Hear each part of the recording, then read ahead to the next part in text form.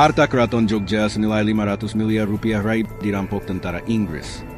Belum lagi ribuan manuskrip kuno, pusaka hingga artefak budaya, yang total nilainya triliunan rupiah.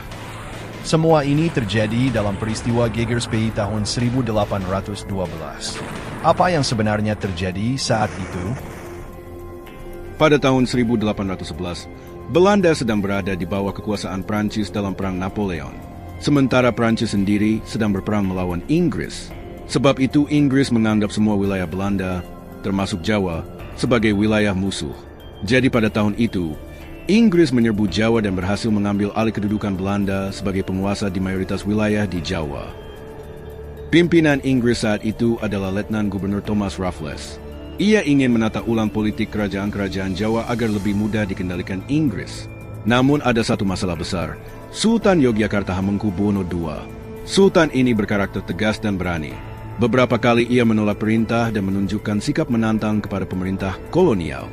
Hal ini dianggap berbahaya oleh Raffles, sebab dinilai bisa memicu pemberontakan besar di Jawa. Akhirnya Raffles memutuskan langkah ekstrim, menggulingkan Sultan dengan kekuatan militer. Sebuah keputusan yang belum pernah terjadi sebelumnya. Dalam tradisi Jawa, keraton adalah tempat suci kekuasaan raja. Menyerang keraton sama saja dengan menghina martabat kerajaan. Namun bagi Inggris, politik lebih penting daripada adat. Tanggal 20 Juni 1812, ribuan pasukan Inggris mengepung Keraton Yogyakarta. Sebagian besar pasukan adalah tentara keturunan India yang disebut Sepai. Dari sinilah istilah Sepehi berasal. Pasukan Inggris menembaki benteng keraton dengan meriam dan senapan. Prajurit kerajaan melawan mati-matian, tetapi senjata mereka kalah modern. Pertahanan keraton perlahan runtuh. Gerbang keraton akhirnya berhasil ditembus. Dan untuk pertama kalinya dalam sejarah Jawa, tentara asing masuk ke dalam keraton. Kekacauan besar pun tak terhindarkan.